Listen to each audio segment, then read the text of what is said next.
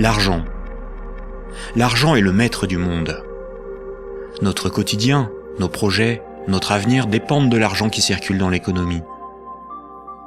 Pourtant, rares sont les citoyens, les politiciens, les décideurs sachant vraiment ce qu'est l'argent, d'où vient l'argent, qui fabrique l'argent. Beaucoup croient que l'argent est fabriqué par l'État, qu'ils ont réellement de l'argent sur leur compte, et que les banques prêtent l'argent de leurs déposants quand elles font crédit. Ces trois croyances sont fausses.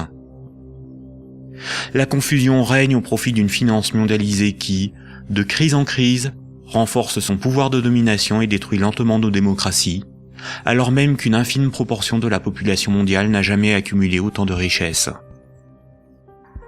En partant de ce que tout le monde connaît, pas à pas, en employant les termes techniques, en illustrant chaque principe par des exemples simples, ce document vous donne les bases indispensables à la compréhension du système bancaire et monétaire, et met en perspective les crises financières et économiques qui ne cessent de s'aggraver depuis 2008.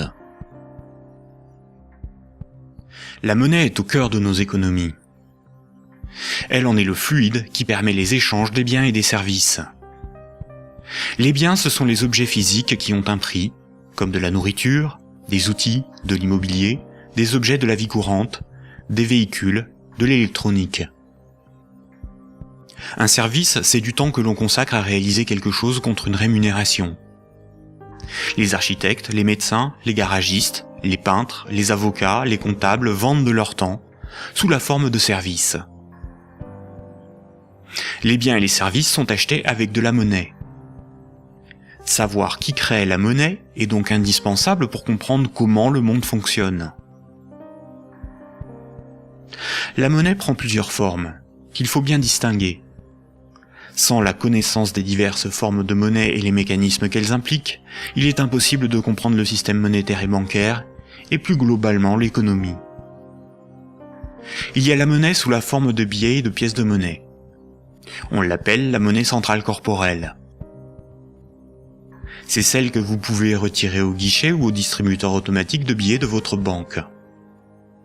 On peut la toucher, on peut partir avec, on peut physiquement la détruire. On l'appelle aussi monnaie manuelle, liquide ou espèce. Elle est fabriquée par la Banque centrale. En dehors de la Banque centrale, personne n'a le droit de fabriquer des billets et des pièces de monnaie. La Banque centrale est une institution missionnée par l'État, ou les États d'une zone monétaire, pour fabriquer les billets et les pièces de monnaie. Elle a aussi pour mission de favoriser le bon fonctionnement de l'économie. Son but n'est pas de faire des profits, mais d'appliquer la politique monétaire.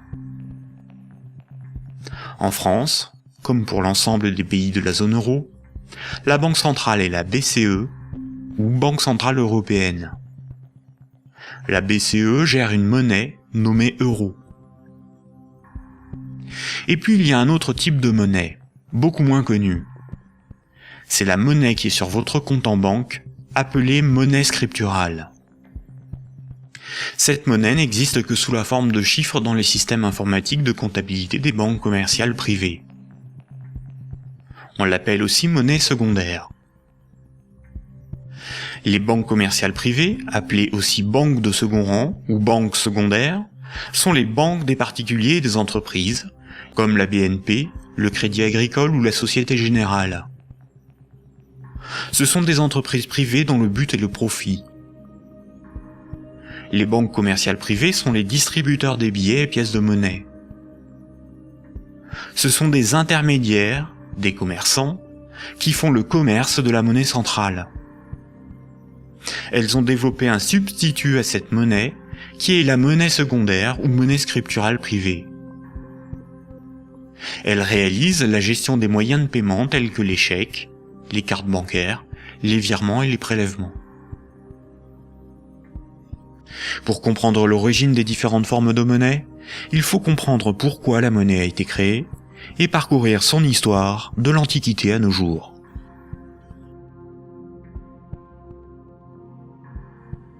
L'histoire de la monnaie s'étale sur des milliers d'années. La plupart des gens pensent que la monnaie remplace le troc. Le troc est le fait d'échanger un bien contre un autre. Par exemple, lorsque Paul et Jacques se rencontrent, Paul voudrait échanger 5 salades contre 10 kilos de pommes de terre. Sauf que si Jacques n'accepte pas de salade en échange de ses pommes de terre, il accepterait quelque chose d'autre, une denrée dont tout le monde a besoin. La monnaie serait apparue spontanément par la sélection de marchandises parmi les plus pratiques et les plus recherchées pour ces échanges immédiats. Dans un premier temps, le riz, l'avoine ou les animaux auraient été utilisés comme monnaie jusqu'à l'apparition de monnaies métalliques, d'or ou d'argent, forme ultime de monnaie. Le crédit ne serait apparu que plus tard, quand de la monnaie fut accumulée pour être prêtée à ceux qui en avaient besoin. Malheureusement, cette hypothèse n'a strictement aucune réalité historique. Les historiens ne cessent de le répéter. Ce n'est pas le troc qui apparut en premier, mais le crédit, c'est-à-dire la comptabilité des dettes, bien avant l'apparition de la monnaie. Le troc n'a pour ainsi dire quasiment jamais existé. Imaginons des paysans de l'Antiquité. Paul produit des salades qu'il récolte au printemps, et Jacques produit des pommes de terre qu'il récolte à l'automne. Jacques va emprunter 5 salades à Paul au printemps. Jacques doit l'équivalent de 5 salades à Paul. Ce n'est qu'à l'automne, 6 mois plus tard, que Jacques va le rembourser en lui donnant 10 kilos de pommes de terre. C'est la confiance qui permet ces échanges différés. On peut dire que Paul et Jacques se font confiance. Ils partagent un même principe moral qui est qu'une dette doit être honorée. Cela leur permet de se faire crédit. Quand Jacques demande des salades à Paul, il se sent redevable envers Paul. Jacques ne sera libre que quand il aura remboursé Paul des jours, des mois, des années plus tard, car il a une dette envers lui. Les hommes pouvaient se prêter des outils, des animaux, s'échanger des biens, mais aussi des services. Au-delà d'un certain volume d'échanges, la parole donnée ne suffit plus à garantir la confiance, il faut consigner par écrit. On invente l'écriture. Alors il faut apprendre à lire, écrire et compter. On invente l'école. Il faut aussi avoir confiance dans la quantité, mesurer ce que l'on échange. On invente les étalons et la métrologie. Enfin, il faut aussi avoir un arbitre en cas de litige. On invente les tribunaux. Les communautés prenaient une unité de compte virtuelle, ou un étalon, pour donner un prix aux biens et aux services qu'ils s'échangeaient. Si 5 salades valaient 10 unités de compte, alors quand Paul donnait 5 salades à Jacques, il lui devait 10 unités de compte. On a retrouvé nombre d'objets servant de registre de dette. Des bâtons, des boules d'argile, des papyrus, des bouts de tissu, des figurines. Parmi les plus anciens registres figurent des centaines de milliers de tablettes d'argile de l'époque sumérienne où étaient tenus des comptes et consignés des dettes. Ces tablettes étaient gérées par des temples proches des marchés. Personne ne pouvait empêcher les hommes de se faire crédit. Les unités de compte nécessaires à donner un prix à ce qui s'échangeait n'étaient qu'indicatives. Il n'est pas nécessaire de se procurer ou d'acheter des centimètres à chaque fois que l'on mesure ce que l'on prête à autrui. Durant plusieurs milliers d'années, il n'y avait pas de monnaie, juste la comptabilité des dettes des uns et des autres et des communautés entre elles. Ce n'est que beaucoup plus tard, environ 700 ans avant Jésus-Christ, que des souverains ou des castes régnantes ont imposé l'usage de monnaie comme moyen d'échange, sous la forme d'un objet dont ils s'attribuaient l'exclusivité de la production. Ils émettaient la monnaie, généralement des pièces d'or, d'argent ou de cuivre, payaient leurs soldats avec, et menaient des guerres pour conquérir de nouveaux territoires. Pour se procurer nourriture et équipement, les soldats imposaient par la force aux paysans et aux marchands cette monnaie comme paiement. Le pouvoir récupérait ensuite de cette monnaie lors de la perception des impôts. Comme tout le monde devait disposer de monnaie pour payer les impôts, elle devenait rapidement la monnaie officielle. Elle était acceptée comme paiement et elle se diffusait dans la communauté. Le pouvoir pouvait donc acheter nourriture, marchandises et richesses grâce à la monnaie qu'il produisait lui-même. Tant que l'on avait une dette, on n'était pas libre. On risquait de devenir l'esclave de son créancier ou d'être emprisonné si on ne s'acquittait pas de l'impôt. C'est la servitude pour dette. Et c'est pour ça qu'une monnaie employable pour payer une dette ou un impôt a un pouvoir libératoire. La monnaie a donc été créée par des castes régnantes, des souverains, pour extorquer une partie de la production des populations, vivre et s'enrichir sans travailler. C'est par ce principe que des empires se sont bâtis. Historiquement, le troc n'était pratiqué que durant les périodes de chaos et de conflits, lorsque la monnaie venait à manquer. Au Moyen Âge, avec le développement du commerce, les métaux précieux comme l'or ou l'argent étaient devenus une monnaie internationale. Il était risqué de posséder et transporter ces métaux précieux. On risquait de se les faire dérober. À partir du XVIIe siècle, les marchands de Londres et de Stockholm commencèrent à confier la garde de leurs métaux précieux aux orfèvres, les négociants en métaux précieux. En échange, les orfèvres leur donnaient un reçu, un certificat de dépôt nominatif qui permettait à son détenteur de récupérer à tout moment son métal précieux. Lors des retraits, les orfèvres demandaient une petite somme pour le service de stockage rendu. Les boutiques des orfèvres devinrent des coffres fort bien gardés. Puis ces certificats sont devenus non nominatifs. Il était simplement inscrit dessus le poids de métal précieux qu'ils représentaient. Les marchands se mirent à se payer non pas en métal précieux, mais avec ces certificats. La monnaie papier était née. Les orfèvres constataient que les marchands laissaient leurs métaux précieux dans leurs coffres. Ils eurent donc l'idée de prêter ces métaux précieux à d'autres marchands pour développer leur commerce. Mais plutôt que de prêter les métaux précieux entreposés dans leurs coffres, les orfèvres émettaient des certificats papier. Quand les marchands remboursaient leurs dettes, ils rendaient les certificats et versaient un intérêt. Les orfèvres se mirent à imprimer bien plus de certificats que de métaux précieux disponibles dans leurs coffres. Cette pratique leur permit de s'enrichir en multipliant les intérêts perçus.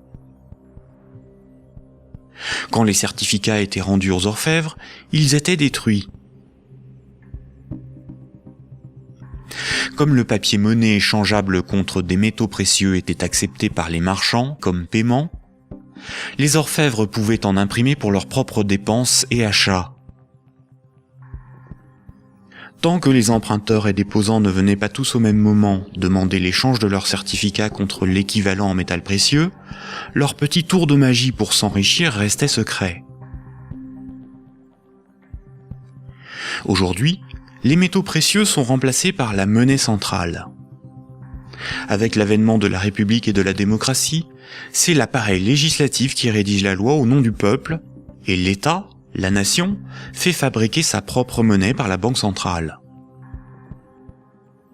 La loi dit que tout citoyen est obligé d'accepter non pas des métaux précieux, mais de la monnaie de l'État comme règlement d'une dette. C'est ce qui donne son cours légal à la monnaie de l'État. Cette monnaie est dite fiduciaire, du latin fiducia, qui veut dire confiance. Sa valeur est liée à l'assurance qu'on peut échanger des biens et services avec cette monnaie. Rappelez-vous, quand un marchand déposait des métaux précieux chez l'orfèvre, il lui donnait l'équivalent en certificat de dépôt. Plus tard, le marchand pouvait retourner chez l'orfèvre récupérer ses métaux précieux contre ses certificats. Aujourd'hui, quand le client d'une banque dépose des billets sur son compte, la banque le crédite.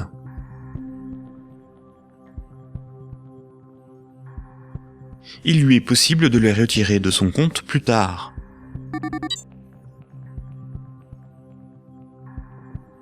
La monnaie secondaire, ou monnaie scripturale privée, est l'équivalent des certificats de dépôt des orfèvres. Tout comme le certificat de l'orfèvre est une reconnaissance de dette de l'orfèvre envers le marchand, un compte bancaire est une dette en monnaie centrale de la banque envers son client.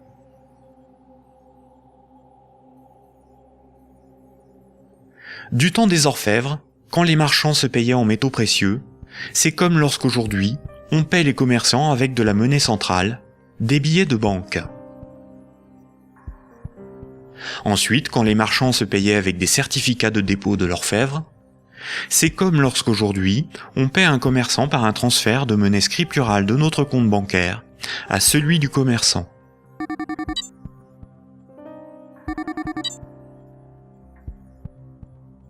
Rappelez-vous aussi que quand l'orfèvre faisait crédit, qu'il prêtait des métaux précieux, il émettait bien plus de certificats de dépôt que de métaux précieux disponibles dans ses coffres. Quand les marchands le remboursaient, il détruisait ces certificats. C'est la même chose aujourd'hui avec la monnaie scripturale privée. Quand une banque accorde un crédit, elle crée de la monnaie scripturale sur un compte à partir de rien. Et elle en crée bien plus qu'elle ne dispose de monnaie centrale dans ses coffres. Et quand son client rembourse son crédit, elle détruit la monnaie scripturale. C'est ce qu'on appelle la création monétaire et la destruction monétaire. La monnaie scripturale étant acceptée comme paiement, les banques peuvent aussi créer de la monnaie à partir de rien pour couvrir leurs dépenses et leurs achats. Les banques ont la possibilité de se faire crédit à elles-mêmes. On dit que les banques monétisent leurs dépenses. La monnaie centrale donne l'illusion au peuple que c'est l'État qui émet la monnaie, alors qu'en réalité, ce sont les banques commerciales privées qui ont ce privilège. Sans création monétaire par le crédit par les banques commerciales, il n'y aurait quasiment pas de monnaie en circulation. Les banques et les États sont comme les deux faces d'une même pièce. En effet, il faut d'abord que de la monnaie ait été créée par le crédit bancaire pour que l'État puisse en prélever par les impôts et les taxes. Et les banques ont besoin des États pour établir une législation protégeant ce privilège et faire appliquer cette législation par la justice et les forces de l'ordre. Nous allons détailler maintenant ces mécanismes bancaires et leurs nombreuses conséquences. Tout le monde a un compte en banque. C'est plus sûr et c'est plus simple que d'avoir chez soi une caisse remplie de billets de banque. Beaucoup de gens s'imaginent qu'un compte en banque est une boîte dans laquelle sont rangés des billets de banque. En réalité, la banque a une réserve unique de billets de banque et les comptes en banque n'ont aucune réalité physique. Ce sont juste des chiffres dans la comptabilité de la banque commerciale, ce sont des unités de compte. Lorsque vous allez au distributeur de billets, votre banque prend dans son stock de billets le montant que vous voulez retirer sur votre compte et vous les donne. Elle retranche ce montant à votre compte. Ainsi, vous avez le sentiment de prendre des billets sur votre compte en banque, alors qu'en réalité, la banque convertit des chiffres en monnaie centrale corporelle, c'est-à-dire en billets de banque, la monnaie de l'État. À l'inverse, quand vous déposez des billets sur votre compte, la banque les prend et les met dans son stock de billets et augmente le chiffre de votre compte. Votre compte ne représente pas un petit tas de billets de banque, mais seulement un chiffre dans un ordinateur. Vous ne retirez que très rarement l'ensemble de ce qui est sur votre compte. Vous retirez juste ce qu'il vous faut pour faire vos petits achats dans les commerces. Tout le reste, vous le laissez sur votre compte. Et le commerçant qui reçoit vos billets comme paiement les dépose lui aussi sur son compte. De ce fait, tout le monde a plus d'unités de compte sous la forme d'un chiffre dans la comptabilité d'une banque privée que de billets de banque dans ses poches ou chez lui. La somme des unités de compte qui correspond au crédit de votre compte s'appelle un dépôt. Un compte en banque sur lequel il y a 1000 unités de compte, on appelle cela un dépôt de 1000 €. On a l'illusion qu'une banque a toujours dans son stock de billets de banque l'équivalent des dépôts qu'elle gère. En réalité, elle n'en a qu'une petite partie, et ceci lui est permis par le fait que ses clients ne viennent pas tous au même moment retirer en liquide ce qu'ils ont sur leur compte.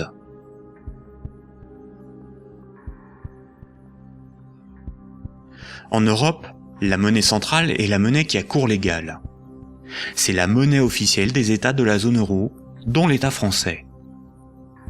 C'est la monnaie exigée par l'État pour le paiement des impôts et des taxes. La loi oblige les citoyens à accepter les billets de banque comme moyen de paiement, et elle sanctionne sévèrement ceux qui fabriquent de faux billets. En revanche, la monnaie inscrite au crédit d'un compte bancaire n'est qu'une reconnaissance de dette de la banque envers le détenteur du compte. Rien de plus. La loi impose aux banques commerciales privées de convertir ces unités de compte en billets de banque à votre demande. C'est pour cette raison que les banques commerciales appellent ces chiffres des euros. Les chiffres inscrits sur votre relevé de compte sont appelés euros, alors qu'en réalité, ce ne sont pas des euros. Ces unités de compte sont converties en euros au moment où vous les retirez de votre compte. Votre banque vous doit bien des euros, et c'est pour cette raison qu'il est marqué euros sur votre relevé de compte. Ces unités de compte sont tolérées par la loi comme moyen de paiement. Quand vous payez au moyen d'un chèque bancaire, d'une carte bleue ou d'un virement, vous réalisez un simple transfert d'un chiffre de votre compte à un autre. Tout ce qui sert de moyen de paiement est une monnaie. C'est pour cette raison que ces unités de compte sont appelées monnaie scripturale, monnaie secondaire ou monnaie scripturale privée. On peut dire que chaque banque a sa propre monnaie, car chaque banque a sa propre comptabilité, gère ses propres chiffres, ses propres unités de compte. Toutes les monnaies privées sont convertibles en monnaie centrale corporelle. Elles ont toutes la même valeur. Mais la monnaie scripturale d'une banque commerciale privée n'est garantie que par la banque elle-même. Une banque commerciale étant une entreprise comme une autre, elle peut faire faillite. Si elle fait faillite, elle ne peut plus garantir sa monnaie privée, et par conséquent les montants des comptes bancaires de ses clients. Les unités de compte sur les comptes bancaires peuvent tout simplement disparaître. Imaginons que vous ayez 10 000 € en billets de banque, c'est-à-dire en monnaie centrale corporelle, en monnaie de l'État. Vous avez confiance dans sa valeur, car vous avez confiance en l'État. Vous prenez ces 10 000 € et vous les déposez sur un compte au Crédit Agricole. En réalité, vous donnez cet argent à la banque qui les met dans son petit stock de billets et crédite votre compte. Le chiffre sur votre compte n'est qu'une reconnaissance de dette de 10 000 €. Ce sont des unités de compte privées, car la banque est maintenant propriétaire des 10 000 € que vous lui avez donnés, et qu'elle va probablement mettre dans un distributeur de billets pour que d'autres clients puissent retirer du liquide. La loi dit simplement qu'à votre demande, à tout moment, la banque est tenue de convertir les 10 000 unités de compte en billets de banque. Et ce que vous ne savez pas, c'est que la banque n'a qu'une petite partie des montants des comptes de ses clients sous la forme de billets de banque. Gardez à l'esprit que moins de 7% de la totalité de la monnaie en circulation est sous la forme de billets et de pièces de monnaie qui ont cours légal. Ce que vous avez sur votre compte, ce n'est qu'une promesse de remboursement en euros, et non de véritables euros.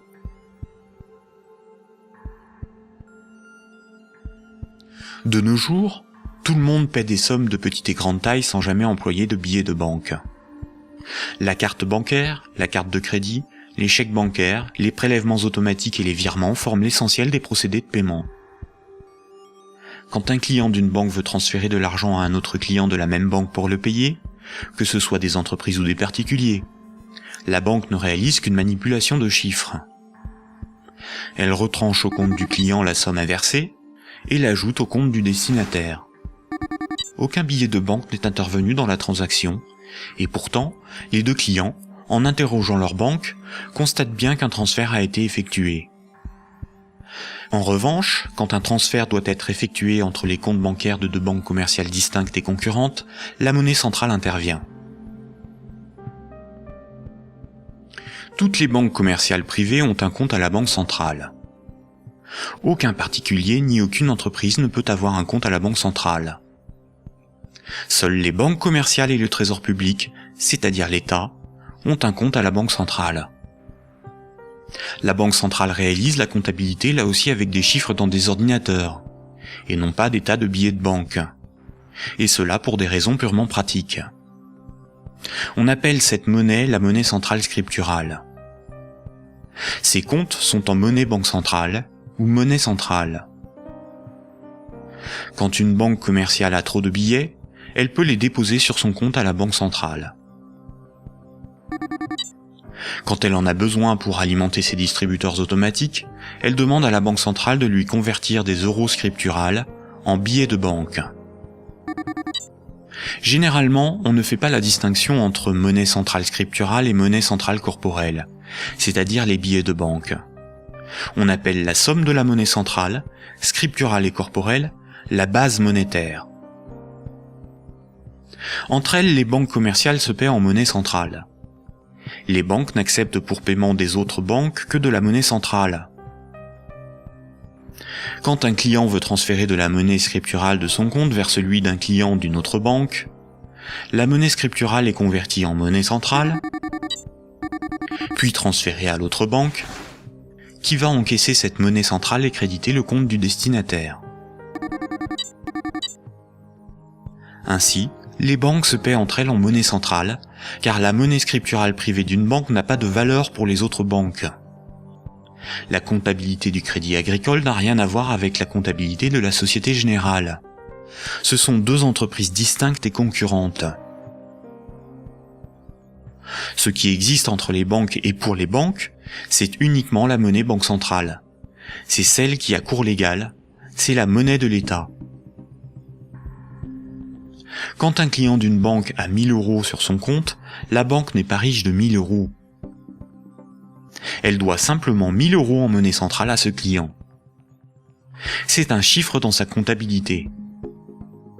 Ce qui fait la richesse de la banque, c'est ce qu'elle possède, comme des immeubles, des bureaux, des actions, des titres financiers, et la monnaie centrale qu'elle a sous la forme de billets de banque ou de monnaie centrale sur son compte à la banque centrale. En revanche, à tout moment, la banque peut devoir s'appauvrir de 1000 euros si ce client les transfère sur un compte d'une autre banque, car cette autre banque veut être payée en monnaie centrale.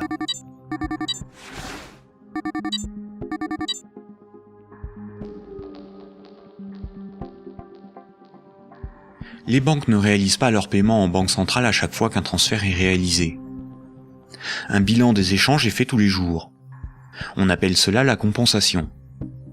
Cette compensation est calculée par une chambre de compensation. Une chambre de compensation gère un système informatique enregistrant un très grand nombre de comptes en banque et de transactions, afin de faire le bilan des échanges entre les organismes financiers, dont les banques. La chambre de compensation la plus connue est Clearstream, à cause de l'affaire politico-financière qui porte son nom. Imaginons deux banques. Un client de la première banque paie 10 euros à un client de la seconde. Un client de la seconde paie 15 euros à un client de la première. À la fin de la journée, la compensation calcule un différentiel de 5 euros au profit de la première banque. Le paiement peut se faire directement par virement entre leurs comptes à la banque centrale. Quand une banque voit son compte débité à cause d'une compensation ou par un retrait au guichet par un client, on appelle cela une fuite. Elle s'appauvrit, car sa monnaie centrale fait partie de ses richesses. Imaginons une banque qui a 4 déposants qui ont chacun 25 000 unités de compte. On peut dire que la banque doit 100 000 euros à ses clients. Imaginons que cette banque a 10 000 euros sur son compte à la banque centrale. La banque est incapable de couvrir la fuite du montant total des comptes de ses clients. Elle est potentiellement en faillite, car 90 000 unités de compte de ses clients ne sont pas couverts par de la monnaie centrale. Seuls 10 000 euros en billets peuvent être versés à l'ensemble de ses clients. C'est le principe de la couverture partielle des dépôts, appelé système à réserve fractionnaire. Si la totalité de ses clients viennent tous au même moment pour retirer leur argent, la banque fait immédiatement faillite. Quand tous les clients d'une banque viennent retirer tout leur argent, c'est ce que l'on appelle un bank run. Face à cette situation, les autorités ont mis en place un fonds en monnaie centrale en cas de faillite bancaire, le fonds de garantie des dépôts bancaires. En France, ce fonds se porte officiellement garant de 100 000 euros maximum par compte bancaire. Malheureusement, La plupart des grandes banques gèrent des dépôts bien supérieurs à ce qu'il y a dans ce fonds. Le fonds est d'environ 2 milliards d'euros, alors que les banques françaises gèrent près de 1000 fois plus de dépôts en monnaie scripturale. Par conséquent, la faillite de quelques grandes banques du monde provoquerait la disparition d'une partie des dépôts bancaires de leurs clients. Le Trésor public, c'est la caisse de l'État. Le Trésor public a un compte à la Banque centrale. Le Trésor public encaisse toutes les taxes et impôts qui forment les recettes de l'État. Le Trésor public paie toutes les dépenses de l'État. Il paie les fonctionnaires, les investissements de l'État, ses infrastructures, ses frais de fonctionnement, ses fournisseurs. Quand vous payez vos impôts ou des taxes, vous les payez directement au Trésor public. Si un client d'une banque veut payer 1000 € au Trésor public, la banque convertit la monnaie scripturale privée en monnaie banque centrale et transfère cette monnaie centrale sur le compte du Trésor public. Le Trésor public n'accepte pour paiement que la monnaie centrale. Quand le Trésor public paie un de ses fournisseurs, il verse de la monnaie centrale à la banque commerciale privée qui en détient le compte, et celle-ci crédite le compte de l'entreprise bénéficiaire.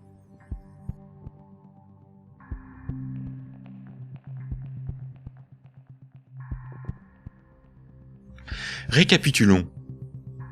Le système monétaire est basé sur 2 espaces monétaires distincts et isolés. L'espace de la monnaie centrale et l'espace de la monnaie scripturale privée. La monnaie centrale, c'est la monnaie de l'État. La monnaie centrale sert aux banques et au Trésor public pour se payer. La monnaie scripturale privée, ou monnaie secondaire, c'est la monnaie gérée par les banques commerciales privées. Les particuliers et les entreprises utilisent principalement cette monnaie.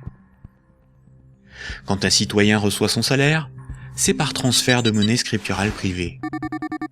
Sur son relevé de compte, il voit marqué euros, alors que ces euros n'existent pas. Le chiffre au crédit de son compte est une promesse de remboursement en euros. Or, si une banque fait faillite, elle ne peut plus honorer sa promesse vis-à-vis de ses clients. En France, les 2 premières banques gèrent plus de la moitié des dépôts bancaires.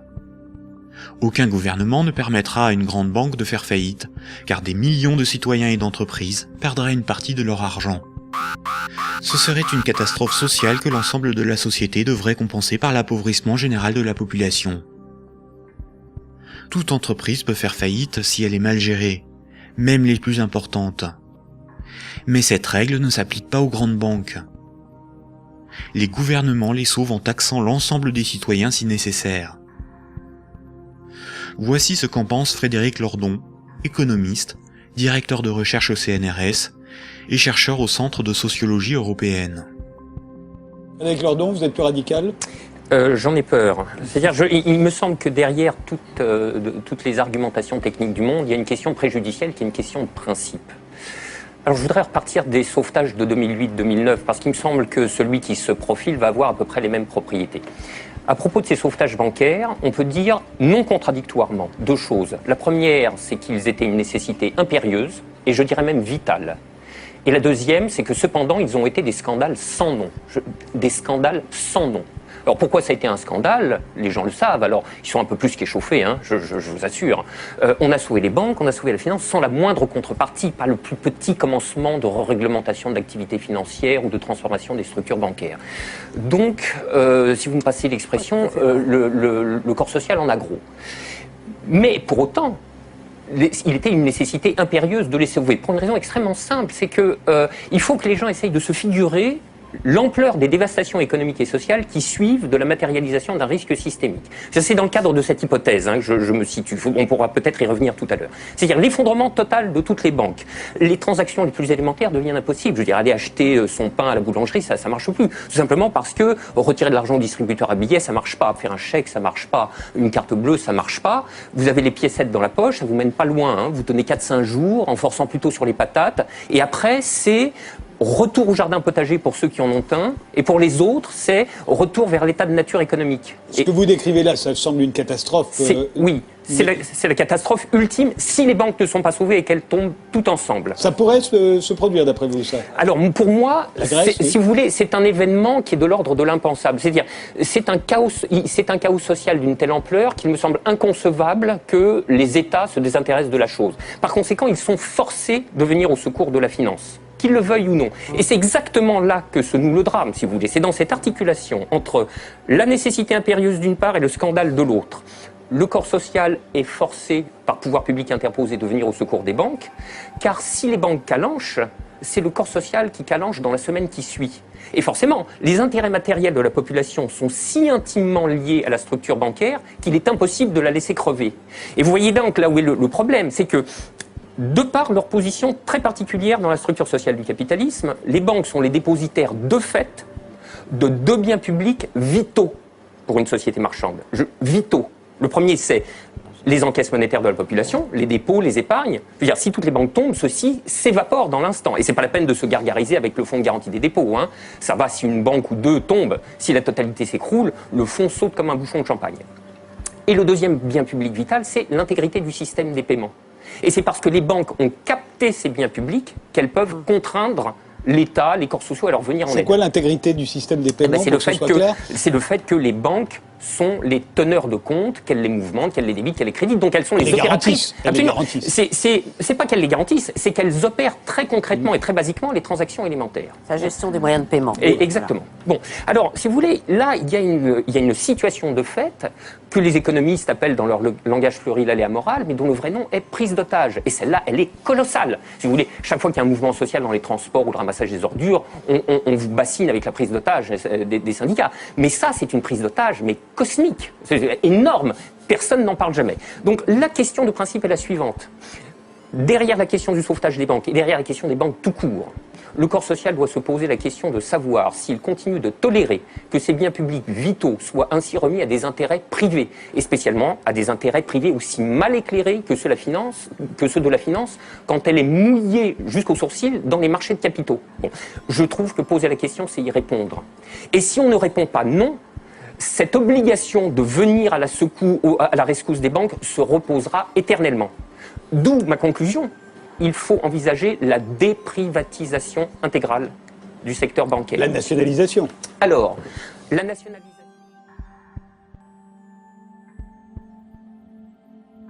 On constate que quand les dirigeants et actionnaires des grandes banques touchent des bénéfices, ceux-ci s'enrichissent. Mais quand les grandes banques sont en difficulté, ce sont les États, c'est-à-dire l'ensemble des citoyens, qui les sauvent. Cela résume l'adage désormais bien connu: les banques privatisent leurs gains et socialisent leurs pertes.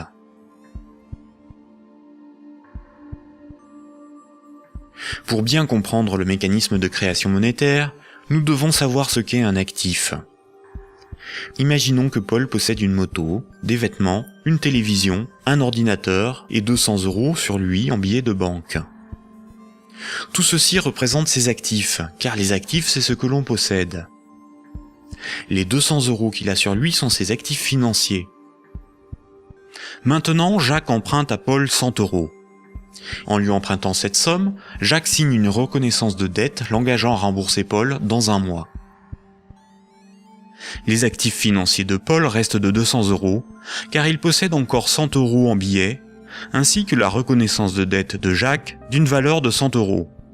Cette reconnaissance de dette va à ses actifs, car il s'agit de quelque chose qu'il possède. Paul a ce qu'on appelle une créance sur Jacques. Jacques est débiteur de Paul. En cas de litige, si Jacques ne rembourse pas Paul, la justice pourra intervenir pour forcer Jacques à respecter ce contrat. Elle pourra alors le forcer à vendre un de ses actifs matériels pour rembourser Paul, comme sa télévision s'il en a une.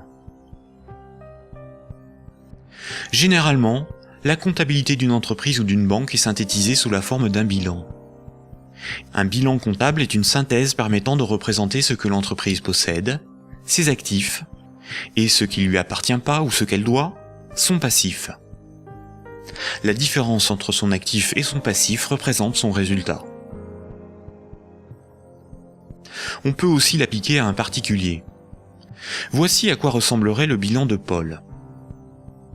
Dans les actifs de Paul figurent ses actifs financiers, constitués de ses billets de banque et de la dette de Jacques, ainsi que ses actifs matériels, constitués de sa télévision, son ordinateur, sa moto, dont la valeur de revente à date est estimée de 1 000 €. Pour notre démonstration, nous ne garderons que les actifs financiers. Son bilan financier est positif de 200 €. Le bilan de Jacques, qui n'avait aucun actif, est celui-ci. Jacques possède 100 € en billets, mais doit aussi 100 € à Paul. Le passif, c'est ce qu'on doit. Son bilan est donc nul, car son passif annule son actif. Donc un actif est quelque chose qui a une valeur financière que l'on peut inscrire dans un bilan. S'il est à l'actif du bilan, c'est quelque chose que l'on possède. S'il est au passif du bilan, c'est quelque chose qui ne nous appartient pas et que l'on doit à quelqu'un d'autre. Imaginons maintenant que Nicolas, qui a 300 € en billets de banque, propose à Paul de lui racheter sa créance sur Jacques. Il va donc pour cela lui donner 100 € et modifier le bénéficiaire du contrat de sorte que Jacques doive maintenant la somme non plus à Paul, mais à Nicolas. Voici à quoi ressemblerait le bilan de Paul. On constate que Paul a retrouvé ses 200 € en billets de banque. Son bilan financier est positif de 200 €. Le bilan de Jacques, qui n'avait aucun actif, n'a pas changé. Son bilan est toujours nul. Le bilan de Nicolas, qui avait 300 € d'actifs, est maintenant celui-ci. Il reste à Nicolas 200 € en billets de banque et la reconnaissance de dette de Jacques, qui a une valeur, à terme, de 100 €. Le bilan de Nicolas est positif de 300 €. Lorsque Jacques devait 100 € à Paul, Paul prenait le risque que Jacques ne le rembourse pas. Quand Paul a vendu la reconnaissance de dette à Nicolas, c'est Nicolas qui prend le risque de n'être pas remboursé par Jacques. C'est un transfert de risque sur une créance. Si Jacques ne rembourse pas sa dette, le bilan de Nicolas peut perdre jusqu'à 100 €. On dit alors que Jacques fait défaut sur tout ou partie de sa dette. Nicolas perdrait 100 € sur son bilan, correspondant à la créance que Jacques n'a pas honorée. Nous voyons donc qu'une créance peut être un actif et peut être revendue au même titre qu'une moto ou des vêtements. Les actifs matériels ont une valeur estimative. Certains actifs matériels perdent de leur valeur avec le temps. C'est le cas d'un ordinateur ou d'une moto. Ils ne peuvent pas facilement être employés pour régler des dettes. En revanche, les actifs financiers ont une valeur connue. La créance sur Jacques ou les billets de banque ont des valeurs fixes. Le bilan d'une banque se présente comme le bilan de n'importe quelle entreprise. La banque a des actifs qui sont ses richesses, ce qu'elle possède, et un passif qui représente ce qui ne lui appartient pas, ses dettes. Nous avons vu que le crédit d'un compte bancaire d'un client est une dette de la banque envers celui-ci. Les dépôts correspondant au compte bancaire de ses clients sont donc enregistrés au passif de son bilan. Si on lit ce bilan, on comprend que la banque doit au total 600 € à ses clients. Imaginons qu'un de ses clients, Paul, a un dépôt de 100 unités de compte. Voici le bilan de la banque. Elle doit 100 € à Paul, ce qui correspond au dépôt que Paul a réalisé sur son compte. Ce compte en banque est dit à vue, c'est-à-dire que Paul peut tout de suite utiliser ses unités de compte pour un paiement. Paul souhaite emprunter 1 000 € à sa banque. La banque établit le contrat de prêt qu'elle lui fait signer. Ce contrat l'engage à rembourser la banque selon un échéancier précis. Paul devra rembourser les 1 000 € empruntés, appelés capital du crédit, plus 50 € d'intérêt. Pour créditer le compte de Paul, la banque ne prend pas les dépôts d'autres clients pour lui donner. Elle augmente simplement le chiffre inscrit sur son compte bancaire. Elle crée des unités de compte à partir de rien. La banque ne doit plus 100 € à Paul, mais 1 100 €. Le contrat de prêt de Paul apparaît sur son bilan comme quelque chose qu'elle possède. Cette créance sur Paul est à son actif. Les comptes des autres clients n'ont rien à voir avec cette opération. On dit que la banque a monétisé la créance sur Paul. Elle a transformé cette créance en moyen de paiement sous la forme de monnaie scripturale privée ajoutée au compte de Paul. On appelle cette opération d'augmentation des dépôts par simple jeu d'écriture la création monétaire.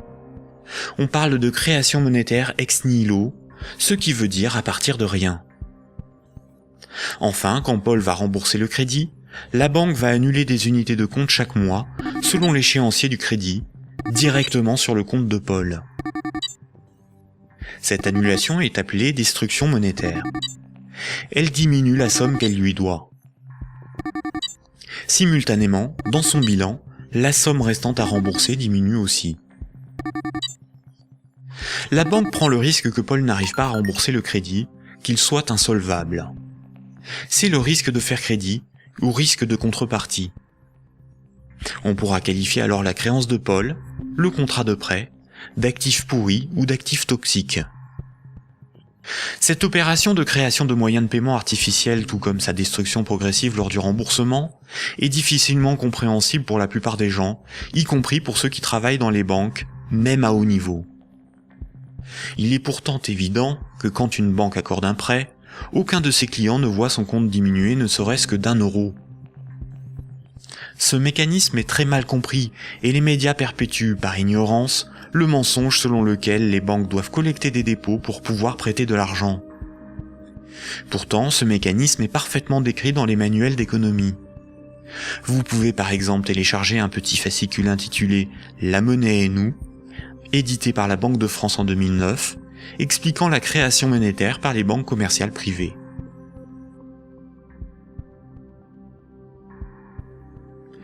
La création et la destruction monétaire peuvent être résumées par une simple phrase. Ce sont les crédits qui font les dépôts, et non les dépôts qui font les crédits. Cette phrase permet de se rappeler que la totalité de la monnaie en circulation sur nos comptes en banque ou dans nos poches est créée par le crédit bancaire. Quand une banque accorde un crédit à un de ses clients, elle crée de la monnaie scripturale privée en augmentant le solde du compte de celui-ci. Elle ne crée pas des euros, mais des unités de compte convertibles en euros. Plus il y a de crédits accordés par les banques, plus il y a de dépôts, de billets et de pièces de monnaie. La totalité de la monnaie en circulation dans l'économie représente ce qu'il reste à rembourser des crédits contractés. Quand Paul achète une automobile à crédit, il paie tout de suite le vendeur avec la monnaie créée. 2 jours plus tard, le vendeur achète une télévision, des livres et un ordinateur. Les vendeurs de la télévision, des livres et de l'ordinateur vont eux aussi réaliser des achats. Paul n'a pas commencé à rembourser son crédit que la monnaie circule déjà dans l'économie.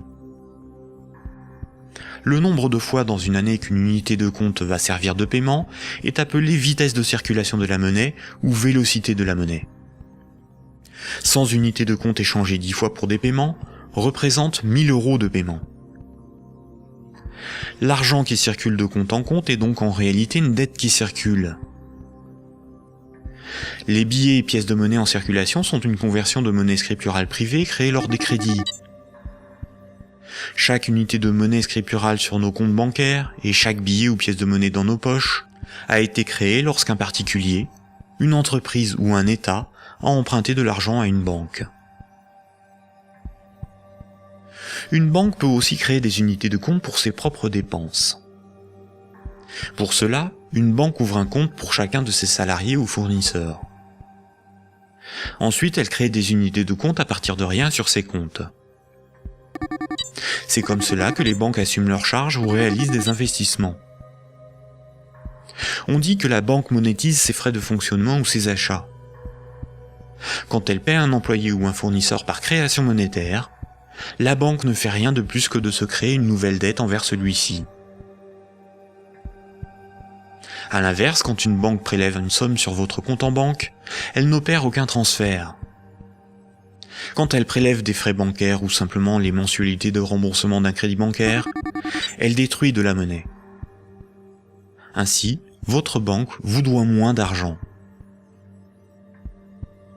Comme nous l'avons vu, historiquement, la monnaie remplaçant le troc est un mythe qui vous laisse penser que la monnaie est un élément physique permanent, et donc qu'il y a quelque chose sur votre compte. Ceci vous semble d'autant plus vrai que vous pouvez retirer des billets de banque de votre compte. Les médias vous font croire qu'une banque doit amasser de la monnaie avant de pouvoir en prêter. Mais en réalité, les banques ne prêtent pas l'argent des autres clients, puisque ce sont elles qui le fabriquent lors des crédits et qui le détruisent lors du remboursement des crédits. Un crédit n'est en rien un prêt ou un emprunt. Il s'agit en réalité d'une création monétaire temporaire ou d'une location de moyens de paiement. Récapitulons. La monnaie scripturale privée est créée par les crédits, à partir de rien. Cette monnaie est détruite lors du remboursement des crédits. Ceci sous-entend une création-destruction simultanée et concurrente qui détermine une masse de monnaie scripturale privée en circulation, que l'on appelle masse monétaire. C'est similaire à la population d'un pays qui varie en fonction des décès et des naissances.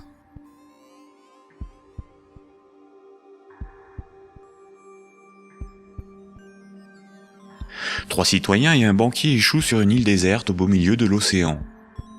Ils s'organisent et décident de créer leur propre monnaie, qu'ils appellent euro. Le banquier fonde l'unique banque commerciale privée de l'île. Comme cette banque est nouvelle, les trois citoyens n'ont rien sur leur compte. Ils ne peuvent pas s'échanger et se vendre ce qu'ils produisent. Ils ont bien des marchandises à se vendre, mais aucune monnaie pour les payer. Pour disposer de moyens de paiement, chaque citoyen va faire un crédit de 10 €, remboursable en 11 mois. Chaque citoyen devra rembourser 10 € de capital, plus 1 € d'intérêt. Lorsque le banquier leur accorde le crédit, il crée 10 € à partir de rien sur chaque compte. Le premier mois, la masse monétaire est de 30 €. Les citoyens disposent de monnaie pour s'échanger ce qu'ils produisent. À la fin du premier mois, les citoyens commencent à rembourser leur crédit. Le banquier prélève 1 € d'intérêt, qu'il utilise pour acheter des marchandises aux citoyens. La masse monétaire reste de 30 €. À l'issue du deuxième mois, le banquier efface 1 € du compte de chaque citoyen. Il reste 27 € en circulation. À l'issue du troisième mois, le banquier efface à nouveau 1 € du compte de chaque citoyen. Il reste 24 € en circulation. De mois en mois, la situation devient un peu plus compliquée, car la masse monétaire ne cesse de baisser.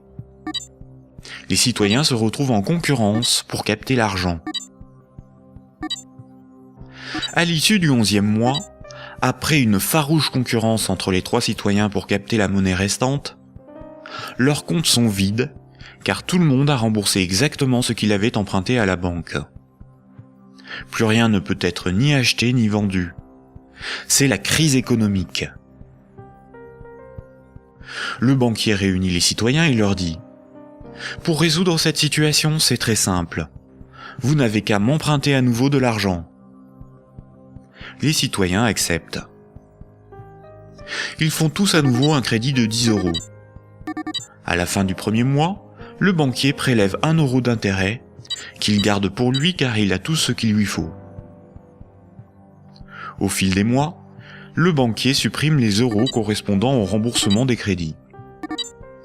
Comme les intérêts n'ont pas été dépensés par le banquier, c'est au bout du 10e mois seulement que les comptes des trois citoyens sont vides. Il n'y a plus de monnaie en circulation, et pourtant il manque 3 € pour rembourser la totalité de leur crédit.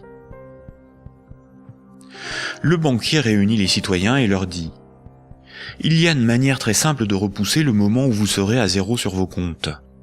Vous n'avez qu'à m'emprunter régulièrement de l'argent, bien avant que la masse monétaire ne baisse trop et que l'économie ne s'arrête.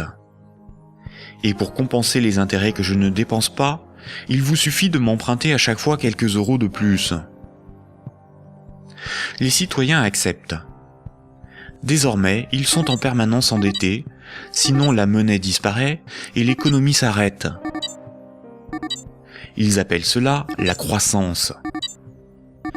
Mais comme ils sont endettés, ils se mettent à produire toujours plus pour rembourser le banquier, bien au-delà de leurs besoins réels. Ils ne produisent pas pour avoir de quoi se vêtir, se nourrir ou se loger. Ils produisent pour avoir l'argent nécessaire pour rembourser leur crédit. L'argent est devenu le moteur de leur vie, et non ce dont ils ont besoin pour vivre.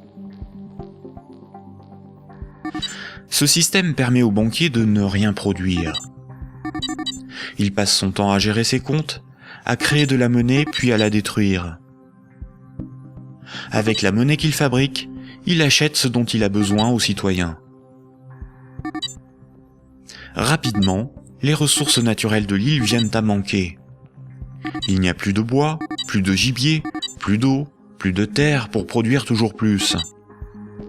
La croissance a épuisé les ressources naturelles et détruit l'environnement.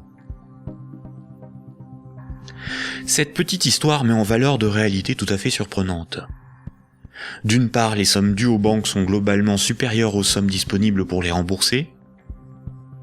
D'autre part, si tout le monde remboursait ses dettes, il n'y aurait quasiment plus de monnaie en circulation dans le monde. Tous les comptes seraient vides, tous les billets et pièces de monnaie disparaîtraient. Le système monétaire fonctionne comme un système pyramidal. Pour payer les crédits en cours de remboursement, il faut que de nouveaux crédits soient accordés. Sinon, la monnaie se raréfie et certains emprunteurs sont dans l'incapacité de rembourser leurs crédits.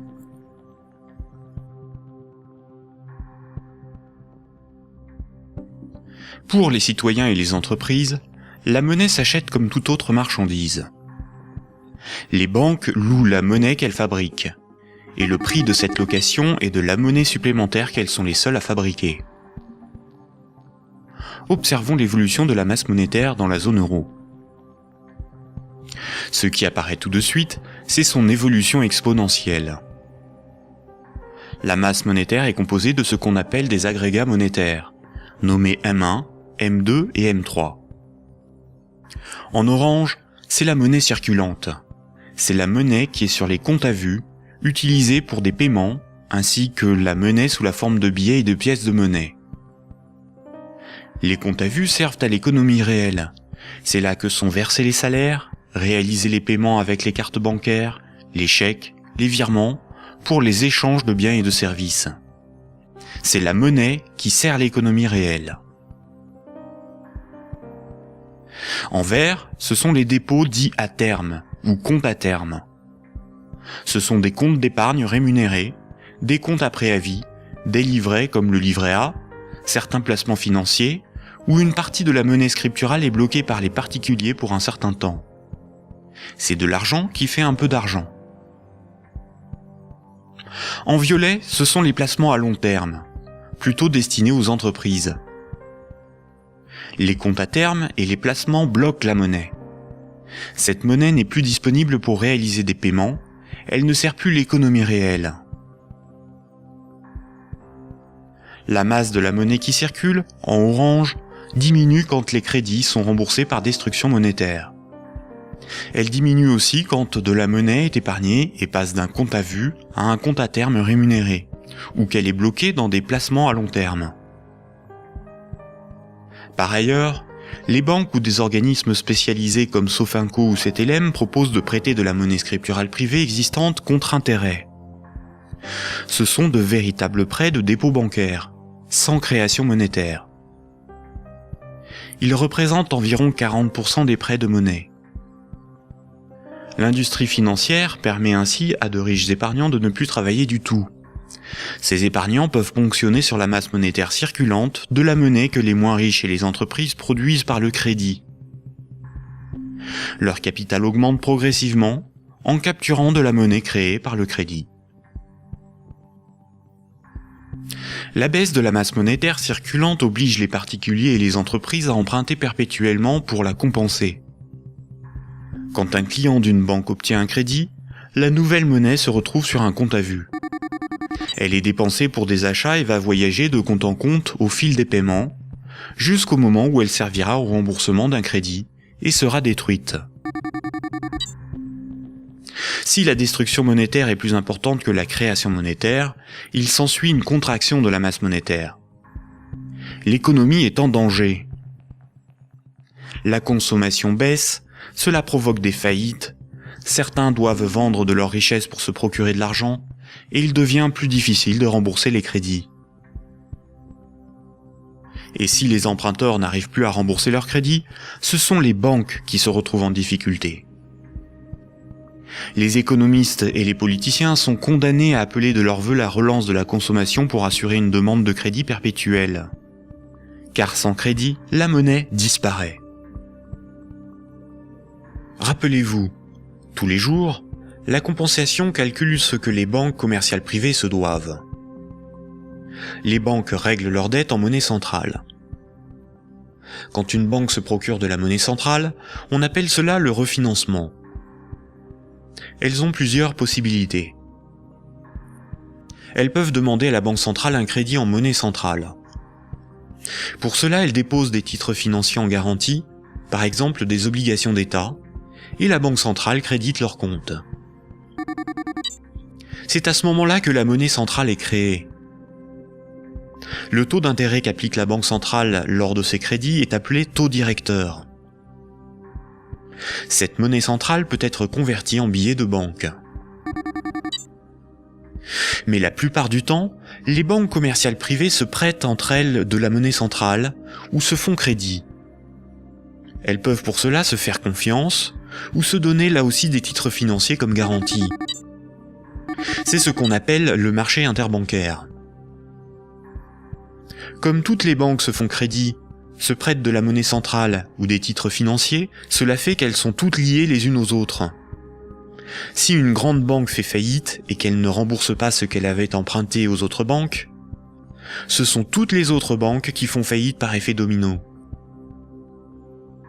En 2008, les dérives du système financier ont provoqué une crise de liquidité dans le système bancaire.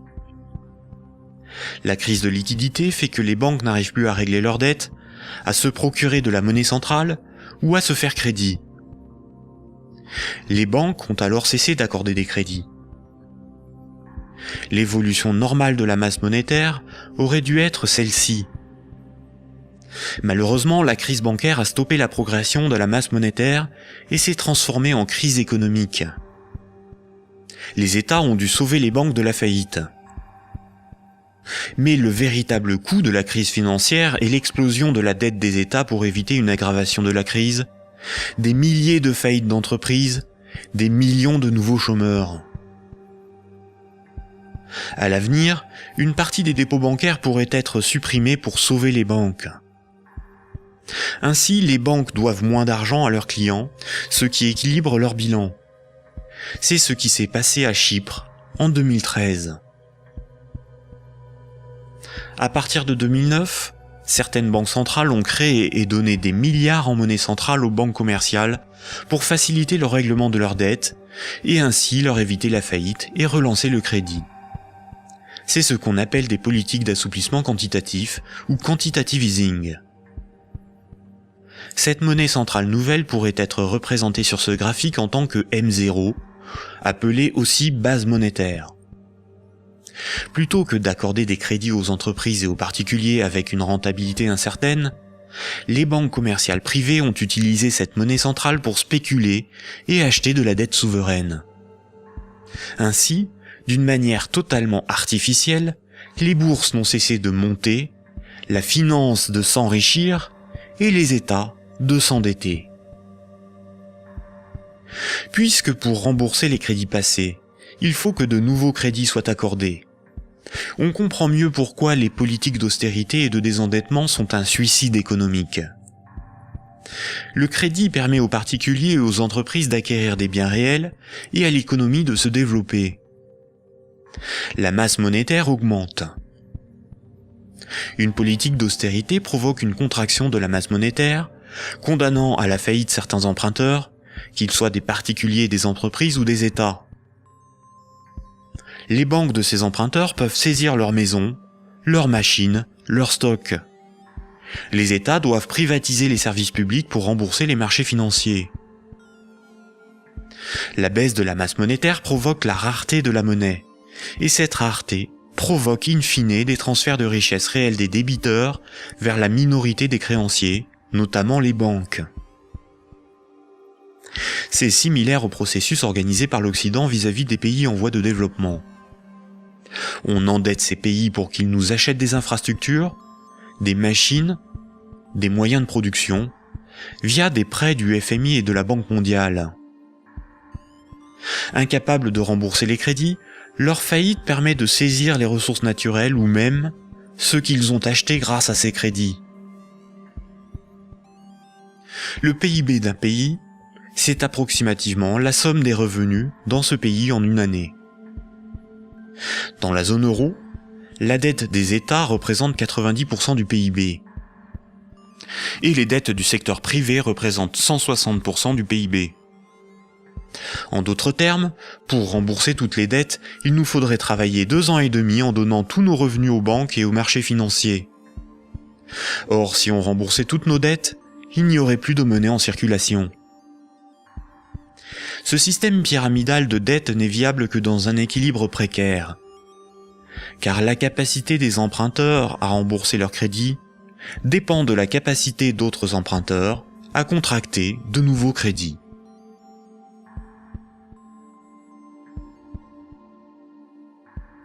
La fructification du capital, ou ce qu'on appelle l'usure, est le fait de toucher des intérêts sur de l'argent que l'on a et que l'on prête. Imaginons un pays où 10 citoyens ont tous 10 euros. Si l'un d'eux prête ces 10 euros avec 10% d'intérêt, il va lui être remboursé 11 euros. S'il le fait 10 fois, les autres citoyens de ce pays auront perdu chacun 1 euro. S'il le fait 90 fois, il possédera les 9/10 des richesses du pays, sans avoir travaillé. C'est son capital qui travaille, pas lui. C'est déjà une situation moralement difficile à justifier. Si l'usure permet aux riches de concentrer de la monnaie, les banques ont le privilège de la création de cette monnaie. Quand une banque veut acheter un immeuble, elle crée la monnaie nécessaire à l'acheter. Pour pouvoir créer de la monnaie, une banque doit simplement veiller à ce que ses actifs, ce qu'elle possède, lui permettent de payer les autres banques. Si les banques peuvent créer de la monnaie à partir de rien pour leurs achats, les entreprises, les particuliers et les États doivent d'abord en épargner, ou bien demander à une banque de lui en louer par un crédit. Voici ce que Maurice Allais, prix Nobel d'économie en 1988, disait de la création monétaire ex nihilo. Dans son essence, la création de monnaie ex nihilo actuelle par le système bancaire est identique, je n'hésite pas à le dire pour bien faire comprendre ce qui est réellement en cause, à la création de monnaie par les faux monnayeurs, si justement condamnée par la loi. Concrètement, elle aboutit au même résultat. La différence est que ceux qui en profitent sont différents et autorisés à le faire. Les banques sont des entreprises à but lucratif.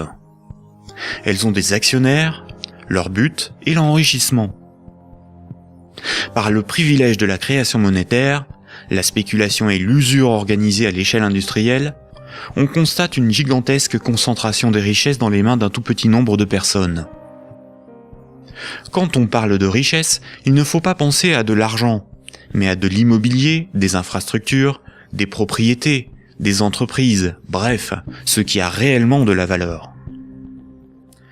Des chercheurs suisses ont extrait d'une base de données de l'OCDE un groupe de 147 entreprises financières qui ont le contrôle des 20 000 plus grandes entreprises du monde. Et un plus petit groupe forme le noyau dur de ces maîtres du monde. Sans surprise, les banques, et plus globalement le monde de la haute finance, notamment anglo-saxonne, contrôlent directement ou indirectement la plupart des grandes entreprises du monde. 1% de la population possède 46% du patrimoine mondial. Ce mouvement de concentration des richesses s'est accentué dans les années 70. Le néolibéralisme consacre la loi du marché comme dogme économique. Il prône la libre circulation des capitaux, des marchandises et des personnes à l'échelle mondiale, et une concurrence libre et non faussée. L'efficience des marchés serait l'avenir de l'homme. Dans cette perspective, les États sont des obstacles à la dérégulation financière. Avant les années 70, l'État français pouvait se financer à taux fixe et avantageux par un dispositif appelé le circuit du trésor. La Banque centrale pouvait faire des avances significatives à l'État. À partir des années 70, ce dispositif a été démantelé. Les États ont été obligés de se financer sur les marchés financiers, avec un taux variable en fonction de l'offre et de la demande. Par ailleurs, l'industrie financière organise la fuite des bénéfices et fortunes dans les paradis fiscaux. Pour le seul État français, le manque à gagner sur les recettes fiscales est estimé entre 50 et 80 milliards d'euros chaque année, soit plus que les recettes de l'impôt sur le revenu.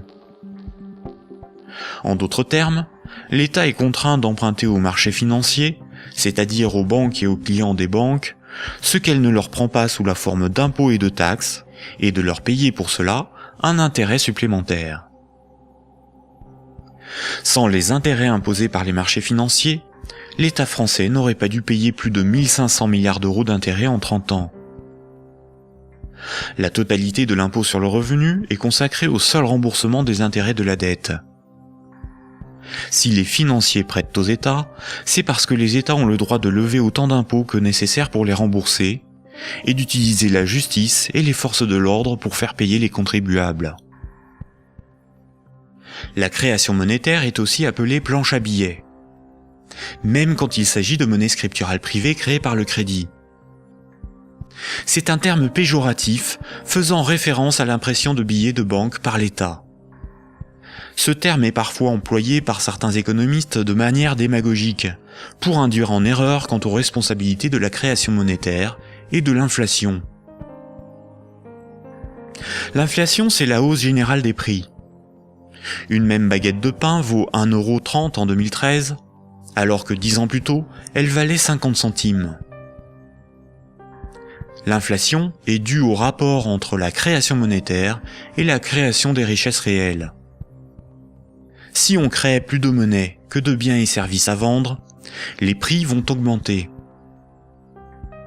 La déflation, c'est l'inverse. C'est la baisse générale des prix. Si on crée des biens et services à vendre, et qu'on ne crée pas de monnaie pour les acheter, la monnaie va manquer et les prix vont baisser. L'hyperinflation est une inflation excessive des prix, supérieure à 12 500% par an. Si une baguette de pain vaut 1 € en 2013, s'il y a de l'hyperinflation, elle vaudra au minimum 12,50 € un an plus tard. Dans les années 70 et 80, l'inflation a atteint 15%, alors même que l'interdiction de permettre à la Banque centrale de faire des avances à l'État devait nous prémunir d'une telle situation. En réalité, interdire à l'État le financement à taux avantageux par sa propre banque centrale était le moyen non pas d'éviter une inflation excessive, mais de transférer une partie des recettes fiscales de l'État au marché financier, c'est-à-dire aux banques et à leurs clients, et d'assurer aux banques commerciales privées le monopole de la création monétaire en supprimant la concurrence de l'État.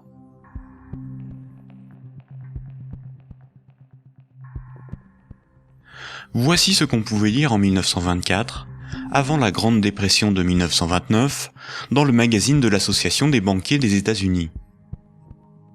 Le capital doit assurer sa propre protection par tous les moyens possibles, grâce à la coalition et à la législation. Les dettes doivent être collectées et les hypothèques exercées le plus rapidement possible. Lorsque les personnes ordinaires perdent leur maison à travers le processus de la loi, elles deviennent plus dociles et peuvent plus facilement être dirigées grâce au bras fort du gouvernement représenté par les principaux acteurs financiers et par une puissance centrale due aux richesses. Ces vérités sont bien connues de nos principaux intervenants, qui s'appliquent désormais à créer un impérialisme permettant de gouverner le monde. En divisant les votants grâce au système de partis politiques, nous les manipulons afin qu'ils dépensent toute leur énergie pour des problèmes n'ayant aucune importance. C'est donc grâce à une action discrète que nous garantirons la pérennité de ce que nous avons si bien planifié et accompli. Rappelez-vous, dans l'Antiquité, la monnaie physique a été inventée par des souverains pour lever des armées, conquérir de nouveaux territoires et instaurer une dépendance des peuples à la monnaie par la levée des impôts. Toutes les dettes devaient être réglées avec la monnaie du souverain.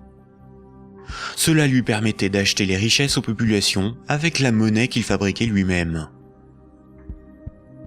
Une seule et même organisation gérait la fabrication de la monnaie, les armées, la législation, la justice et les forces de l'ordre. Aujourd'hui encore, la monnaie reste un instrument de domination et un élément clé de la géopolitique. Le siècle dernier a été celui du dollar américain. Le dollar américain est de loin la monnaie la plus répandue sur Terre. Le budget militaire américain est égal aux dépenses militaires de tous les autres pays réunis. Tous les ans, ce budget est voté par le Congrès et généreusement financé par la Banque fédérale américaine. Fondée en 1913, la Banque fédérale américaine est une banque privée et non une institution publique. La force militaire permet aux États-Unis d'assurer le statut de monnaie de réserve mondiale au dollar américain et de l'imposer dans le commerce international. Avant les attentats du 11 septembre 2001, les pays clés indépendants du système monétaire anglo-saxon étaient l'Afghanistan, l'Irak, le Soudan, la Libye, la Syrie, Cuba, la Corée du Nord, la Somalie et l'Iran. Les États-Unis et leurs alliés ont attaqué l'Afghanistan, l'Irak et la Libye. En Libye, une banque centrale opérationnelle a été créée par les soi-disant rebelles avant même que la guerre ne soit finie. Le colonel Kadhafi, Saddam Hussein et Kennedy ont en commun d'avoir défié la domination du dollar américain du cartel de banques privées qui dirige la Banque fédérale américaine. Aujourd'hui, les banques centrales sont indépendantes de tout pouvoir politique et sont coordonnées à l'échelle mondiale par la Banque des banques centrales, la BRI, Banque des règlements internationaux, située à Bâle en Suisse. Ce n'est pas une institution publique, elle n'a aucun mandat. Ses membres ne sont pas élus, et pourtant c'est probablement le cœur du futur gouvernement mondial. L'application de la loi par les tribunaux, les forces de l'ordre, l'armée, sont comme des services assurés par les États à la corporation bancaire, qui contrôle aussi les plus grandes entreprises du monde. La propagande et la guerre permettent d'étendre la zone d'influence des monnaies, et donc le pouvoir de ceux qui en contrôlent la production. Sans la création monétaire par les banques commerciales privées, l'économie ne pourrait pas se développer, et le financement des États par les impôts et les taxes ne serait pas possible. Par cette dépendance, les intérêts de la corporation bancaire sont aussi ceux de la classe politique. Mayer Amschel Rothschild, célèbre banquier du XVIIe siècle, considéré comme le père de la finance internationale, a triomphalement déclaré ceci. « Donnez-moi le droit d'émettre et de contrôler l'argent d'une nation, et alors peu m'importe qui fait ses lois. » Est-ce vraiment le peuple qui a le pouvoir ?